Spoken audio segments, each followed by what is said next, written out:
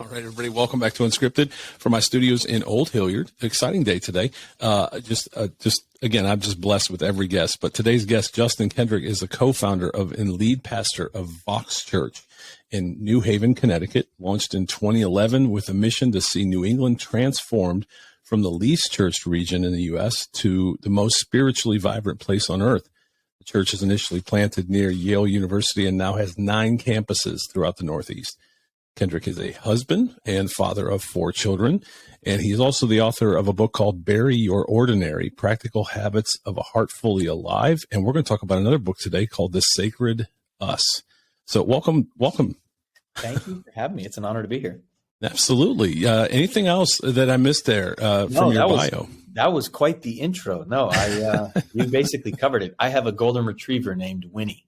Winnie wasn't in there. Okay. But other than that, yeah. Well, I really want to, we're going to get into the book a lot because I love this topic. When it was sent to me, I just think it's so timely for everything. And we'll get into that a little bit, but let's talk about the most unchurched place in the region. I know I live in Columbus, Ohio, and it is very unchurched as well. Yes. I think it's changing a bit, but, and I think I could probably say about a lot of places, but you went really right to the heart of it with that mission. So could you want to talk a little bit about that? Yeah, for sure. So New England, I mean, of course, reaching people with the gospel is rarely, easy and streamlined, right? It's usually clumsy, challenging, difficult. And just a few months ago, I was in Arizona and I was at a church and they were praying for the 48% of people who don't regularly attend church in Arizona. And I almost fell out my chair. I was sitting next to my wife and I thought, wow, that means 52% of the people in this region do attend church regularly, which in my cities, that number is about 2% that do attend church regularly. So 2%? 2%. Yeah. Thanks to George Barna and the Barna Research Group. They rank our region of the 10 least churched places in America. I think New England's got 9 of them. So wow. we are right in the midst. And so you've got New Haven and Hartford and Boston and Bridgeport and Providence and Worcester. So when we started our church 11 years ago, and I'm from this area and spent, years trying to leave and felt a really clear and specific, call from Jesus to stay and to invest and to start churches and to reach people with the gospel. And it's been 11 years of miracles, of miraculous, supernatural interventions from God that has allowed a very beautiful community to form and grow and spread. And so, we're in 6 of the 10 largest New England cities now with our services. And then we have 3 other locations that are not in urban centers, but right outside cities. And there's been a real grace on what we are doing, and we're excited for what's ahead.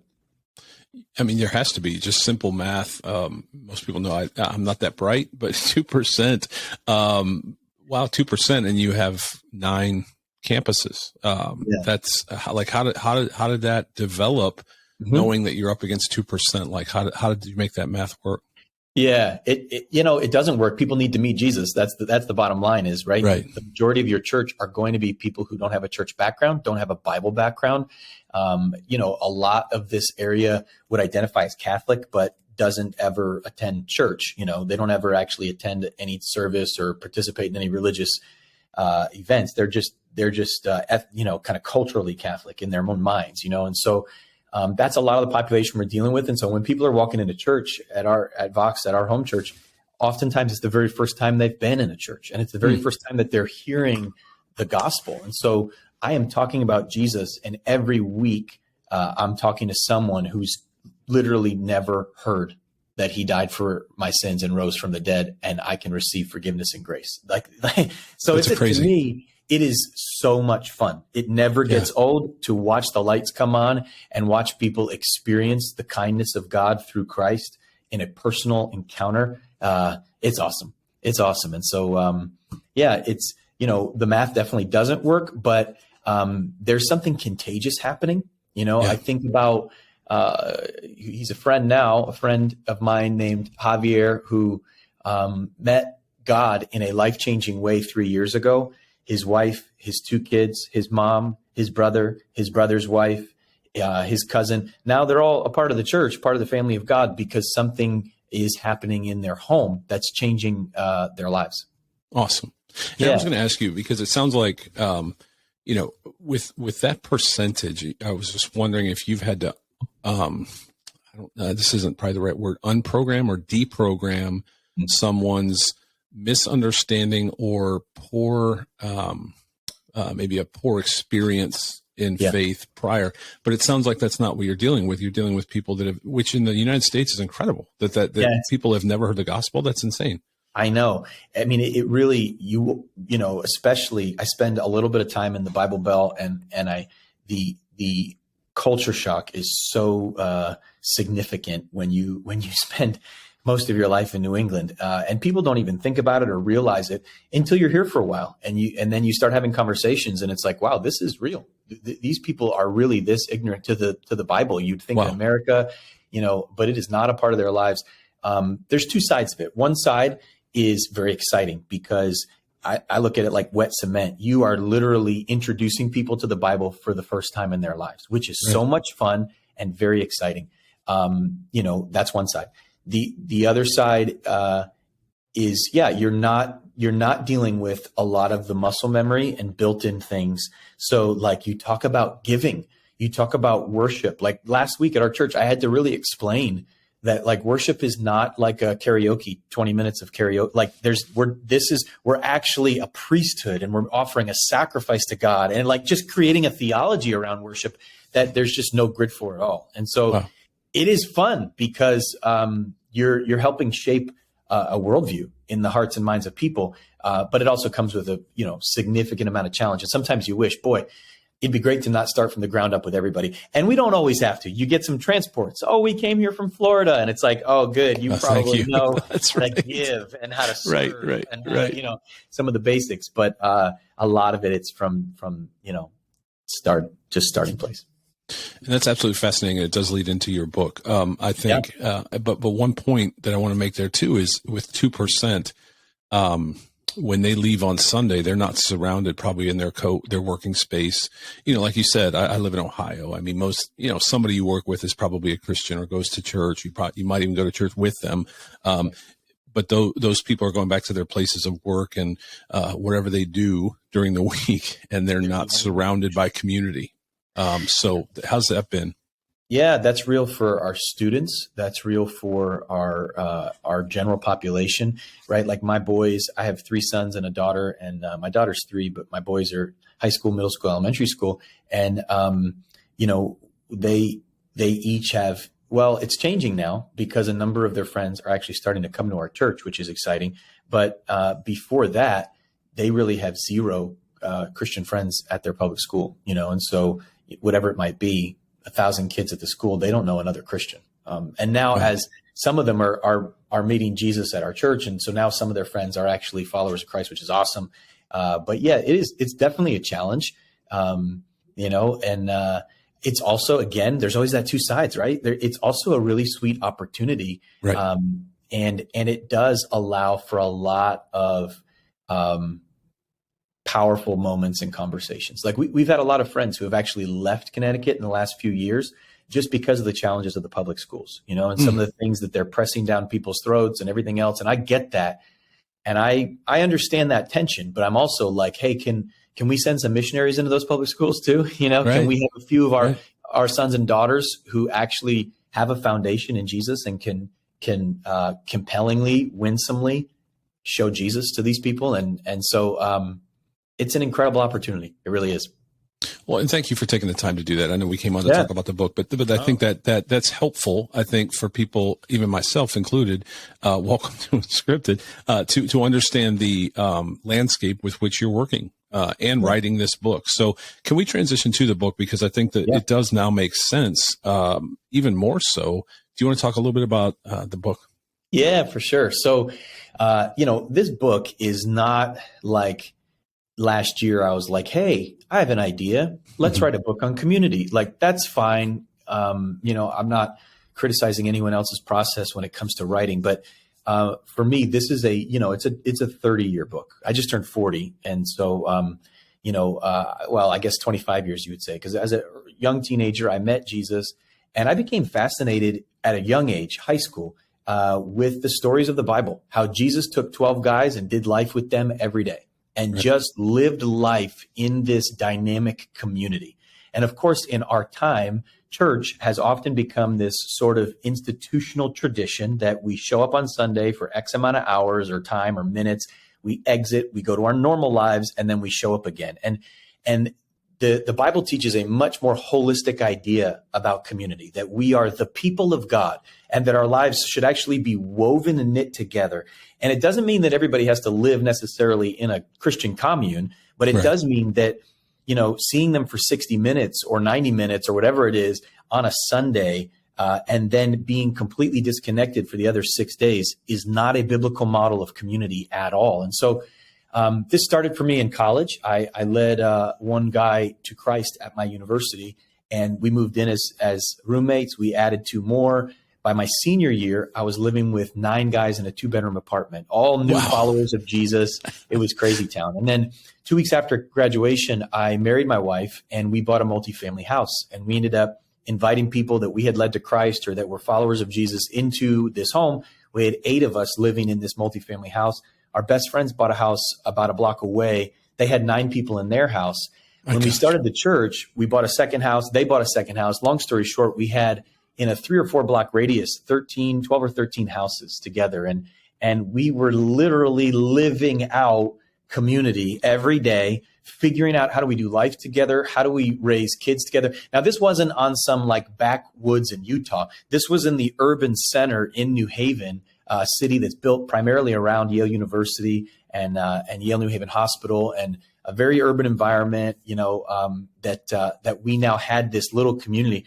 We jokingly used to call it the cul-de-sac because people thought we were crazy and thought that we were doing something strange, but we were following the Bible, loving Jesus. And we weren't this closed community. It wasn't legalistic. No one, we weren't operating off of one purse. Everybody owned their own homes or rented or whatever. But we were intentional about our geography to do life together. And that was where the church was founded. And it was out of that we eventually started moving out of New Haven to plant more churches and send little pockets of people. And so now we've had 9 come out of that. And they're continuing to start their own little pockets in Hartford and in Springfield and in Worcester right now. And so the point of all that is to say that during that process, we realized that church was never supposed to be a Sunday experience for a short window. It was supposed to be a holistic way of doing life with others. And so how do we help people who maybe aren't going to move into a Christian commune live this? And this, this evolved into what we talk about as our 7 principles of community. And that's what the book's about. The book is about these 7 principles and how they can be applied to any Christian context and really deepen and enrich something beyond an institution and really into a movement and into a family. I love that. You've lived this, like you've literally lived. Still living it. Yeah. That's so cool. And cul-de-sac is maybe one of the funniest things I've ever heard. I love that. What an incredible story. And I think, I think the thing for me when I look at it too, my wife and I have this conversation all the time. You have kids. I think our community too can be, I know, ours were all involved in travel sports. And so we were with the same parents every weekend, 3 times a week, sometimes in a gym, in a pool, in a baseball field, in a basketball court, but it was the same people. And we were doing life together, but not necessarily in the Christian context. So I don't know if you cover that in the book, but what are your thoughts on that? Because I think that's still community. And if anything, it's our place to maybe, be the gospel, be the hands and feet, be Jesus to a community that may not know him. And we are in each other's lives constantly. Does that make sense? Oh, big time. Yeah. I think, I do think that I have 2 thoughts around that. One is I think it's probably the greatest opportunity for gospel connection with those far from God that any parent can have. My boys all play sports, and the number of conversations on the soccer field and basketball gym that I've had just about life with parents has been beautiful. And so I think if you have kids in that age range, leaning into that as a community is huge. Especially, we always say that hospitality is the new evangelism, and so like we're living in a time where people don't want to be sold; they just want to be loved. And so, we say, well, then leverage hospitality. In other words, hey, bring the cookies. Invite people over for a pool party at your house after the soccer game. Just be hospitable. And in doing so, God opens up doors for you to genuinely share the love of Christ. And so I do think Christians should think less about handing out tracts and more about inviting people over for dinner. And so as we do that, it's transformative. And I think that actual travel sports is a huge opportunity. The other, I would say the dark side of that is that, people need community and they're going to get it somewhere. And if the church is just this machine that doesn't know how to produce genuine relationship, then they're all going to go to the soccer club and they're going to get it there. And so for me, I think this is a real indictment on the church that people feel more comfortable on the sidelines with other parents than they do in the pews with other people. And so I think we have to learn from the soccer clubs about how to build community again in the church. Right. The next thing that I wanted to, and that's awesome. We share the same heartbeat on that 100%. Yeah.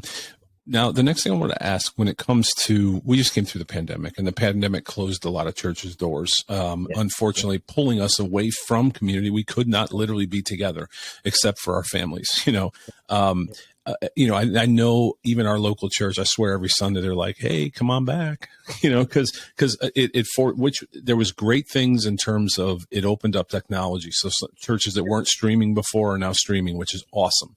Reaching entirely new pockets. Wonderful. But I know most of those churches are wanting people to come back. And I think this fed into when I saw this as well. Would you agree that that's kind of where we are? And I think this book probably helps, maybe talk about that a little bit as we need to get back together again.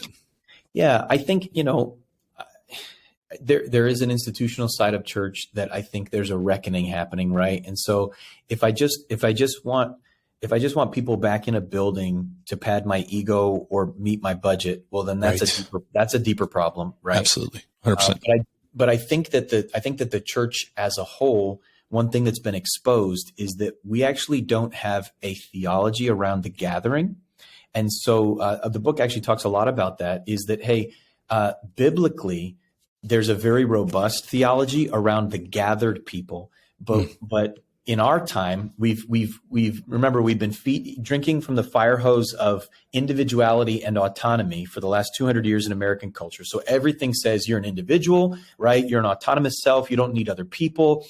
Self-fulfillment is discovered by self-actualization, by reaching your goals, by meeting your needs, by enhancing your comfort, right? So that's sort of the air we breathe. That's the water we're swimming in our culture. And what it's produced, by the way, right, is people who are, I talk about it in the book, friendly but friendless, right? So you might be nice to each other, but you don't have 5 people that you'd call if you were dying of cancer, And so our relationships are an inch deep, And so there is this kind of moment right now where the church has the opportunity to step in and teach a different way of doing relationship. And so when we talk about the theology of us, what we're really saying is, why do we gather as a people?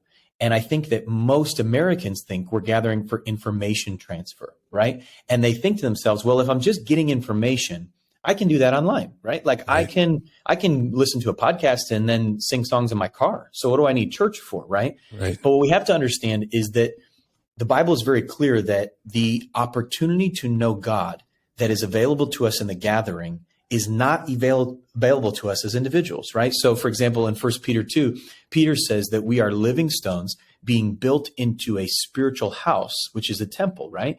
Now, what he's saying there is that when we come together, when we gather, we actually form the temple of God. And the temple of God was the place where God brought his profound glory, right? The glory of God was always marking the temple of God.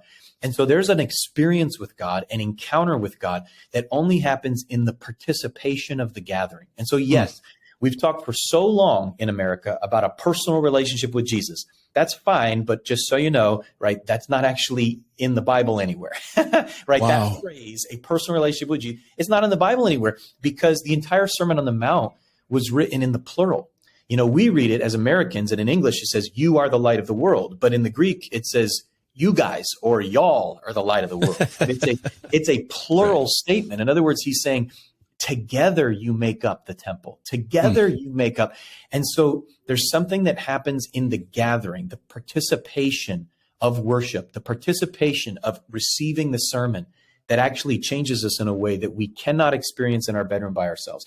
Yes, have a personal relationship with Jesus, but the body of Christ, again, another illustration that the New Testament uses, tells us that if I'm a hand and I get cut off, it's grotesque, not beautiful, right?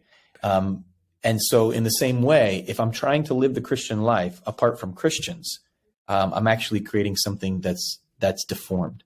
Wow. And so, again, there's an entire theology around this that I give the second and third chapter to that I think we've lost. And that's why so many of us, 1 in 3 right now, are going, I don't need to go to church, right? I don't need to go to church. I have a personal relationship with Jesus. I like to sing, elevation worship or Hillsong, whatever music I like in my car. And I listen to 3 or 4 great teachers on a podcast. I'm good.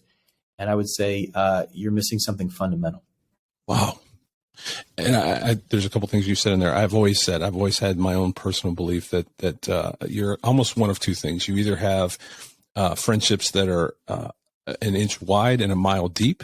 So in other words, a small group that's very deep, or you have, I love that you said that because I've never heard someone else say it before, but a mile wide and an inch deep. You got a million friends, but none of them are close. And I always think about, I keep hearing this lately. I don't know why, it's very morbid, but, the average hospital bed has room for 6 people around it. The average casket has room for 6 people to carry it. Who are those people? And that's a difficult question. It's morbid, but think about that for a minute. Like you said, cancer diagnosis, whatever it might be, take a pause for a minute and say, do I have 6 people in my life that will show up to my hospital and be around my bed and be my village when I'm going through it, whatever it may be, right? Just very powerful. And there's something else that I read with the book in regards to, I think we're more connected than we've ever been, and we're lonelier than we've ever been. Yeah. Is that true? Yeah. 61% of Americans now admit that they are lonely. And that's a big deal because in America, remember, we've been fed this line of individuality and autonomy. To admit that you're lonely feels like a personal failure. I am not able to make friends. I am a failure because I can't make friends. So a lot of people, and psychologists have studied this for years, in America, a lot of people have a lot of shame around loneliness. They don't want to admit that they're lonely. So if you've got 61% of Americans admitting that they're lonely, boy, that tells me the number's probably closer to 80 or 90% of Americans that are lonely. Right. And so I think there has to come a point where we say, like, hey, our system of life is not working. Watch TV for 6 hours, spend 5 of them glued to my phone, have 1,000 friends on my social and no one I can call when I'm hurting, post my deepest issues on Instagram, but not be able to talk to them in the quietness of my own home with my closest friends, right? Like our whole system's not working. And so I think it's a time, and that's what the book is about, is like, don't we think it's time to consider a different way? Right. Yeah. And social media, which could probably be a whole podcast in itself. Yeah. We're, to your point, we know that my neighbor got married, or, so-and-so had a birthday, and so you go places and you almost don't even have anything to talk about because you already saw it on social media. And I hate that. Like, you know what I mean? I hate that. Like, you can't ask questions like, hey man, I didn't see you last weekend. Where were you? Oh, my daughter got married. Oh, really? And now you have a conversation versus you go, hey, I saw on Facebook your daughter got married. Now it's over. Like, there's no, you know what I mean? Sure, you can tell me about it, but it's not real. And I think it's robbed us of true conversation. That's why I love this podcast. Honestly, like you and I are having a conversation right now that, you know what I mean? I love this entire platform. If nobody listens, I gain something every time from conversations like this. Yeah. And I think undocumented conversations are the lifeblood of relationship. And I think everything is posted, everything is retweeted, everything is Instagrammed. And so like the moments that, hey, if I'm going to open up and share about my brother and some of the hurt and some of the challenges, and can we pray for him? Like, those are the moments that we're losing. And those are the moments that knit hearts closer and closer and closer together, because everything's getting shared. And Right. so it's like, I'm all for being transparent, but I think that there's moments that should stay between friends. Yeah. And I think that, we as a culture, we don't know how to do that so well. And I think some people, and I agree with you on that, but I also think there's a lot of people that just post highlight reels. Of course. Yeah. They're not posting. They're not being transparent. And so when somebody is transparent, you're like, oh, wow. You're almost drawn to it, because most people, it's just their highlight reel. That's right. And now it's filtered and everything else. And it's like, and everything else. Yeah, of course. It's not real. I'd rather see real. I really would. And I hope we can somehow gain that back. How do we get it back? Yeah. Yeah. Well, I think, we follow principle 1, which is this idea. The first biblical principle in the book I talk about is this idea of proximity, that proximity provides opportunity, that we have to understand the power of just showing up, that Right. when you show up for a small group, when you show up for a conversation over coffee, when you show up to worship Jesus, the gathering provides an opportunity for God to do things that he will not and does not do otherwise. And so valuing and actually prioritizing getting close to others in a physical environment is really principle 1 of community. And it sounds so simple, and yet most of us have scheduled it out of our lives. In the book, I share the story of a woman named Pia Farankoff, who she died a number of years ago. And when she was discovered, she had died in her garage in her car. And a repairman who was coming to her house found her body. And when the medical examiners got there, they realized that she hadn't died the day before or the week before. Pia Farankoff had died almost 5 years, 1,817 days before they found her. Oh my she gosh. had 9 siblings, and for almost 5 years, no one in her life, she was 44, no one in her life ever called, ever checked on her, ever knew. And she lived in a neighborhood. Her neighbor was cutting her grass, and for 5 years, no one cared. And that's the type of world that we're living in. It's an extreme example, but it's an example that I think resonates because it's so unbelievable. But we have isolated ourselves in such a large degree that, hey, my bills are paid online. My, food is delivered on in a Uber Eats. Everything's automated, that I don't see people. And in that way, we've lost something. Wow, man, this has been fantastic. I can't wait. I can't wait to read the book myself, because I think this resonates with, I think, anyone listening. It has to. Mm-hmm. And if not, we probably should press pause and just think about it for a minute, because I bet it does resonate with you. You just don't realize it. Yeah. I think we all know it. And it's almost like one of those things where we all know it. We just don't want to talk about it. Like just kind of ignoring what's happening. And we need each other more now more than ever before. I just believe that. I really do. Like we need each other.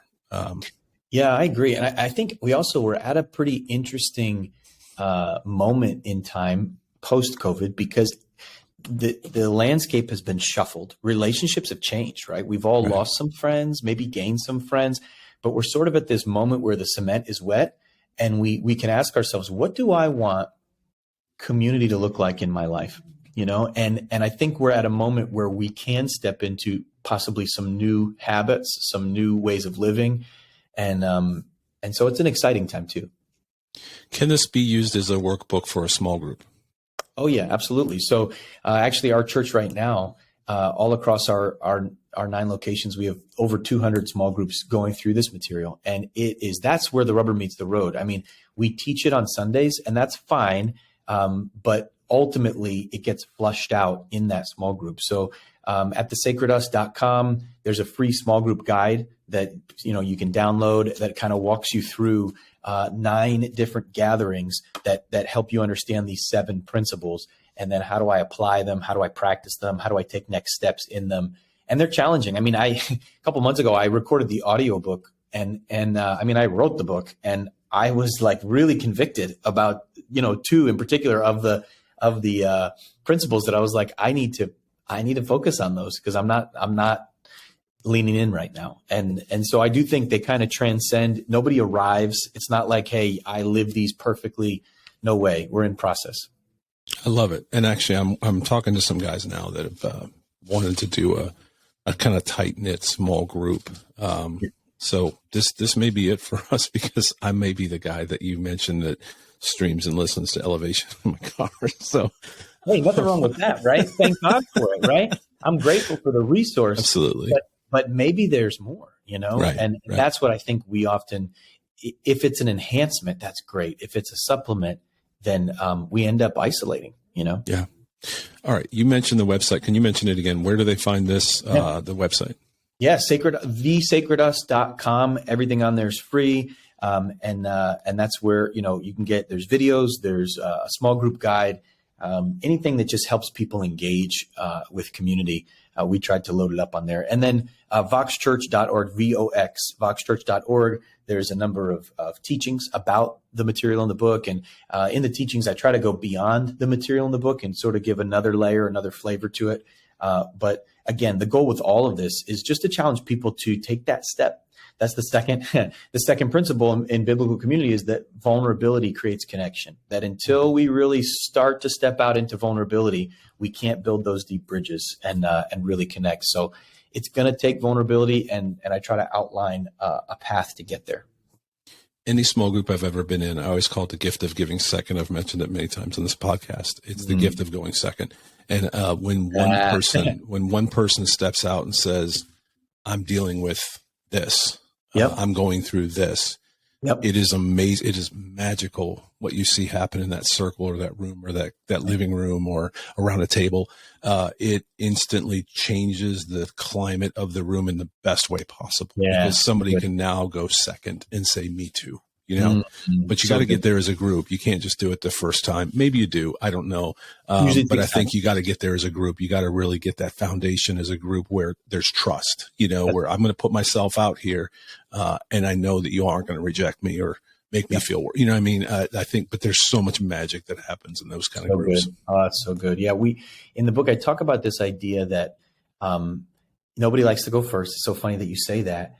And I think the way that I've always, it's helped me go first in the moments that I have to be honest about something and confess it, is to remind myself and teach myself that I'm actually going second, because Jesus already went first. Exactly. Right. He hung naked on the cross. He was vulnerable and fully exposed. He was ashamed and ridiculed and embraced those awkward, challenging, shameful moments so that I could have the confidence to step in and be honest with others as well. And so, the more we learn that, like, hey, God's become vulnerable for us. And if that's truly real, then somebody can step forward and go first, but technically second, right? Sharing and open up the door. Yeah. But it always does take that pioneer. Yeah, absolutely. Man, this has been wonderful. Where can they buy the book? Yeah. Anywhere books are sold, right? So, Barnes & Noble, Amazon are the probably easiest places. I think there's a link to it on thesacredus.com as well. But yeah, wherever you buy books, this book should be there. So you can get it most places. And I hope it's an encouragement to people. I do too. And I think it will be. I hope anyone listening today has found that. I like to run through the links a few times in case somebody's driving or on a treadmill or walking. Yeah. Can we run through them one more time? Yeah, sure. Thesacredus.com is where you can get some free resources. And then Vox Church, voxchurch.org, is where you can get some sermon content on this topic. And then, of course, Amazon, Barnes & Noble, anywhere you like to buy books, that's where you can purchase the book itself. Awesome. Man, thank you. Thank you for your time. Thank you for the book. Thank you for your heart for this. And hopefully, it helps others. Let's get back in community again. We got to be together. Yes and amen. Appreciate you, brother. Talk soon. Thank you so much.